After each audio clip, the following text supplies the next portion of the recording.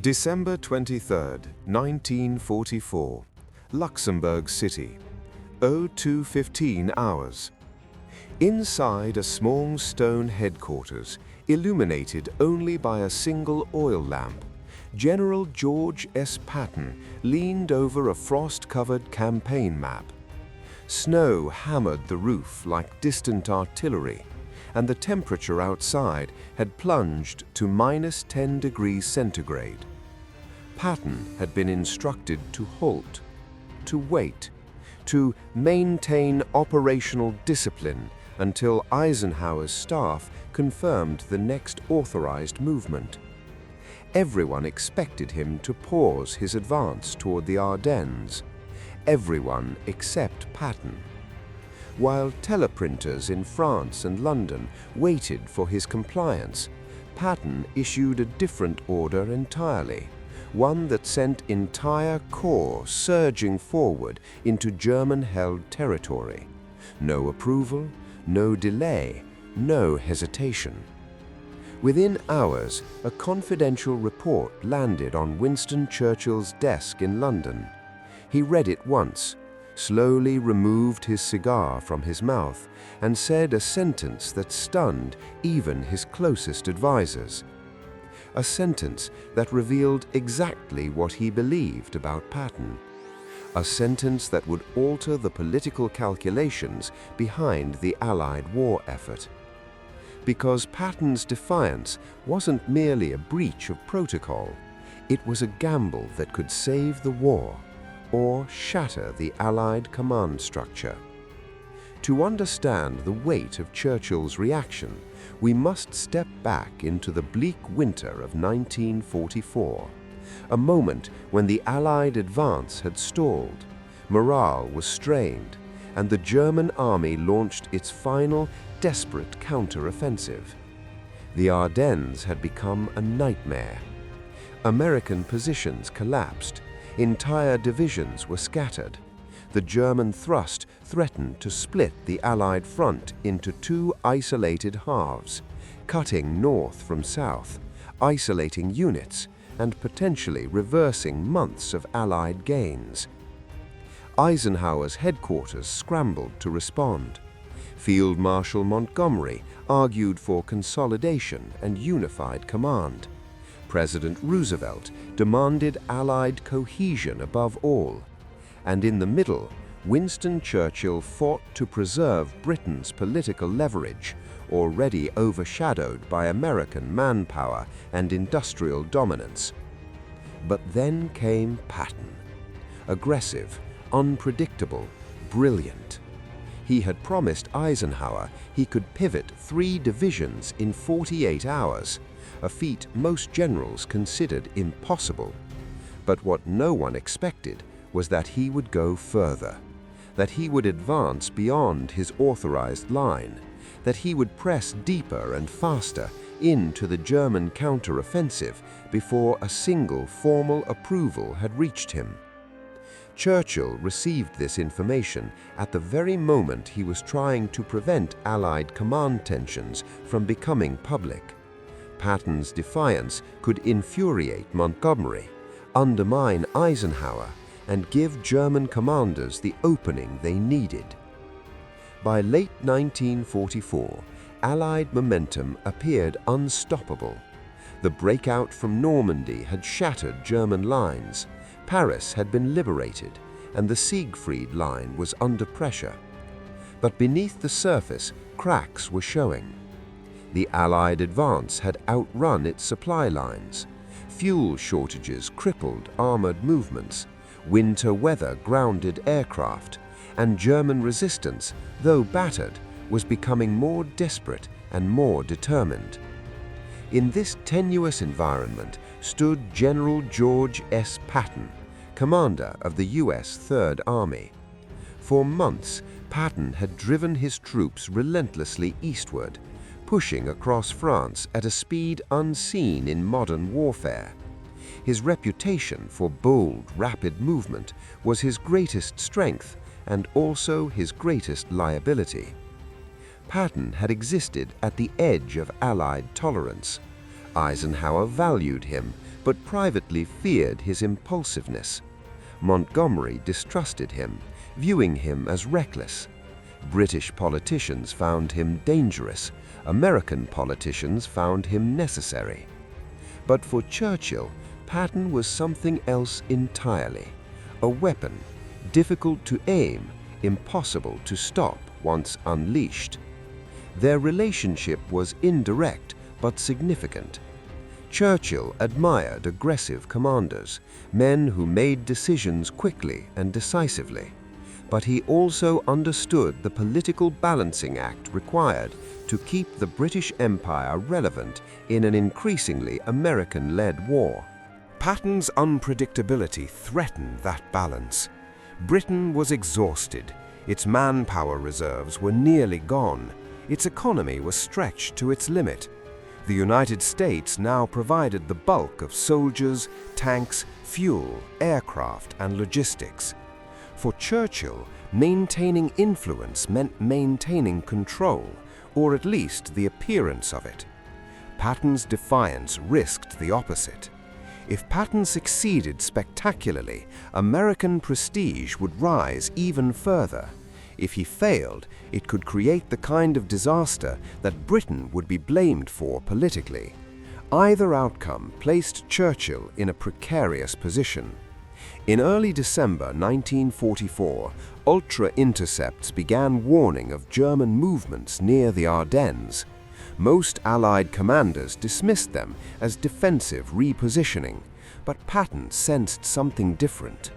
In a meeting on December 9th, he quietly told his staff, "Something big is coming. When it breaks, move fast."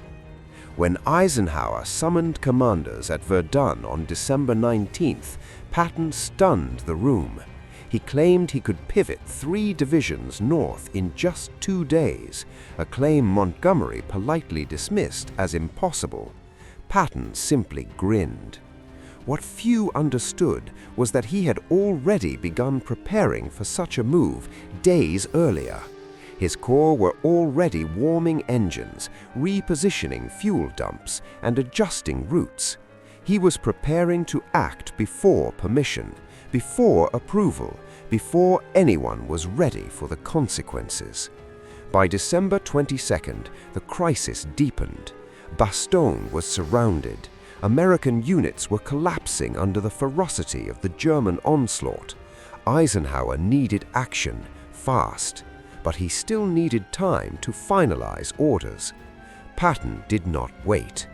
In his headquarters, he looked over the same map Churchill would later be briefed on and issued a simple command: "Advance. Authorization will catch up." Those 5 words triggered one of the most controversial and consequential acts of the entire Western Front. Because the moment Patton gave that order, the consequences rippled across Schaeff, Washington, and London. And when Winston Churchill saw the report of Patton's unauthorized advance, he understood instantly that a major political and military reckoning had begun. December 23, 1944, 0340 hours. Patton stepped away from the dimly lit operations table and handed a field officer a small stack of written instructions, orders that would send Major General John Milliken's 3rd Corps and Major General Manton Eddy's 12th Corps forward immediately. These were not preliminary moves. They were not reconnaissance patrols. They were not authorized offensives. They were full-scale maneuvers intended to smash into the southern flank of the German Ardennes assault. According to Schaeff procedure, no corps-sized advance could move without Eisenhower's final confirmation. That confirmation had not arrived. The packet authorizing movement was still being drafted at Verdun. Patton knew it, his staff knew it, and he advanced anyway. When Colonel Koch hesitated, reminding Patton that authorization was still pending, Patton responded with a sentence recorded in 2 separate staff diaries: "We do not wait for permission to save the army." The order was broadcast. Engines roared to life. Tank columns rumbled forward in the snow. Artillery units repositioned for rapid support. Radio silence was broken across the Third Army front as formations leapt into motion. By dawn, SHAEF duty officers were staring at radio reports with mounting alarm. 3rd Corps advancing north without clearance. 12th Corps adjusting its line beyond the approved sector. Patton's armored divisions pressing into contested zones faster than fuel convoys could follow. Colonel Gay, Patton's chief of staff, received a curt interrogation from Eisenhower's liaison team. Has General Patton misunderstood the operational directive? Gay replied with disciplined ambiguity. No misunderstanding, sir. Momentum required immediate action. In London, the War Office's overnight intelligence digest included a short but explosive line. Third Army has initiated a rapid northward advance prior to final SHAEF authorization. Churchill should be made aware. It was the kind of sentence that triggered political earthquakes. A senior American general had just acted without Allied consensus at the single most fragile moment of the Western Front. Montgomery's staff were the first to react with fury. They accused Patton of operational recklessness. They questioned his situational judgment. They implied the move could fatally complicate Northern defense coordination. For Montgomery, Patton's move felt like a personal and professional affront. Meanwhile, Eisenhower's staff panicked for different reasons. If Patton's advance backfired, Ike, not Patton, would face the political consequences in Washington and London. By late morning, a dire assessment arrived. Patton's leading armored brigades were now closer to German concentrations than Allied lines. If the Germans turned south sharply, they could encircle portions of the Third Army. It was the exact scenario SHAEF feared most. And this assessment, the warning of potential encirclement, is what triggered an urgent message to No. 10 Downing Street, a message placed directly in Winston Churchill's hands. But what Churchill said next, alone in his study, away from his war cabinet, would change everything. December 23rd, 11:10 hours. Inside the Cabinet War Rooms, Foreign Secretary Anthony Eden was the first to speak. Prime Minister, if the Americans cannot control their generals, we risk strategic incoherence. Patton's actions may jeopardize the entire Northern line. Churchill slowly rolled the telegram between his fingers. His eyes moved across the map behind him, tracing Patton's northward thrust toward Bastogne. Chief of the Imperial General Staff Alan Brooke added, "We cannot allow individual commanders to determine the pace of the Western Front. This is a combined operation." But Churchill said nothing. Not yet. Churchill faced an impossible convergence of pressures. American dominance steadily eclipsing British influence. Montgomery's pride, already wounded by earlier disputes over command. Roosevelt's insistence on Allied unity. A British public desperate for victories after long months of stagnation. A German offensive threatening to split the entire front. And now, Patton, moving like a force of nature, had destabilized the fragile political balance Churchill fought to preserve. Brooke pressed again. Prime Minister, Patton must be reined in. Ike must assert tighter discipline. Churchill finally spoke, slow, deliberate, heavy.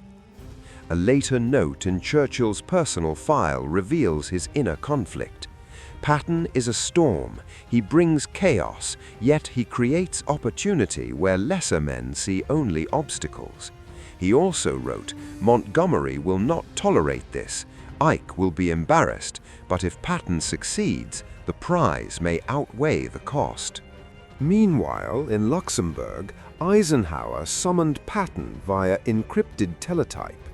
Eisenhower's message was sharp. Confirm whether Third Army movements align with SHAEF directive. Patton's reply was blunt. Boston must be relieved. We move to do it. Eisenhower's staff pressed for specifics. Did you wait for authorization before advancing? Patton's response was a line that infuriated half the headquarters and electrified the other half. The enemy decides the terms of engagement, not our paperwork. When Montgomery received confirmation of Patton's unauthorized maneuver, his reaction, as recorded by a staff officer, was explosive. Typical of him, damn foolish, he will ruin the entire counteroffensive. Montgomery drafted a formal message urging SHAEF to reassert unified command, effectively demanding tighter control over Patton. This message was forwarded to London, straight to Churchill.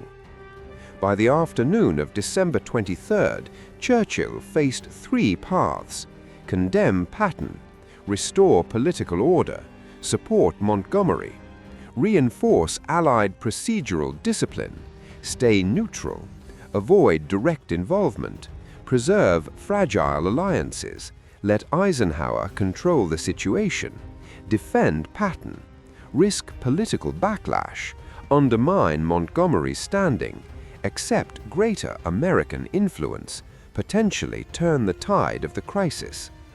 The War Cabinet waited. Brooke waited. Montgomery waited. Eisenhower waited. Finally, Churchill placed the telegram on the table and delivered the sentence that would echo through Allied politics. There is one general in this war who does not let events overtake him. General Patton forces events to obey him. Silence. Even Brooke did not respond immediately. Churchill had chosen his side. With those words, Churchill defied Montgomery's expected response, surprised Eisenhower, signaled political support for Patton's bold action, accepted the risk that Patton's advance might fail, acknowledged American dominance in the Western Front, and reoriented British strategy toward backing aggressive American maneuvers. This was not an endorsement of recklessness, it was an endorsement of momentum at a moment that the Western Front had none. Patton had broken the rules. Churchill would break the politics to support him. December 24, 1944, 0630 hours. Overnight, Churchill's words were relayed discreetly to Eisenhower through diplomatic channels. The message was unmistakable. Britain would not obstruct Patton. Churchill would not condemn him. Momentum would be supported over procedure. Eisenhower, relieved of political pressure, issued the long-awaited formal authorization, retroactively legalizing Patton's movements. The Third Army was now the spear point of the Allied counteroffensive. At 11:15 hours, Patton's lead units smashed into German lines south of Bastogne. Gunners blinded, vehicles froze in place, engines seized in the bitter temperatures. But Patton's divisions pushed relentlessly. 12th Corps opened the southern corridor. 3rd Corps broke through the German blocking positions. Combat Command R of the 4th Armored Division surged ahead faster than predicted. On December 26th, at approximately 1650 hours, Staff Sergeant Osborne of the 4th Armored Division made visual contact with the 101st Airborne perimeter. Bastogne had been relieved, the German offensive had been blunted, and Patton's unauthorized advance, now validated by success, became the turning point of the Battle of the Bulge. The reactions were swift. Eisenhower quietly acknowledged Patton's judgment had saved the Northern Line. Montgomery, while publicly praising American valor, privately noted the political consequences of Patton's triumph. Roosevelt expressed relief that the alliance had avoided a crisis. Churchill, now vindicated, used the relief of Bastogne as evidence that decisive action, not caution, was essential in modern warfare. A later memorandum from Churchill summarized his view. Patton's advance was a blow struck in the nick of time. Had he waited for paperwork, the enemy might have seized the advantage. But Patton himself paid a price. His reputation for disobedience hardened permanently in the upper echelons of the Allied command. High-ranking British officers viewed him as uncontrollable. Even Eisenhower privately feared another incident could trigger political crisis. Patton's diaries reflect the strain. "Ike trusts me to win, but not to behave. Perhaps winning is all I can offer." He had saved Bastogne, but he also cemented his image as the Allied general most willing to defy orders, an image that would shadow him until the end of the war. Patton's unauthorized advance and Churchill's unprecedented support had cascading effects on the course of the war. The Ardennes offensive collapsed sooner than German high command anticipated. Allied morale transformed, shifting from desperation to renewed determination. Patton's Third Army became the symbol of American momentum, accelerating the final push towards the Rhine. Churchill's political gamble paid off, preserving British influence at a moment when American power was surging.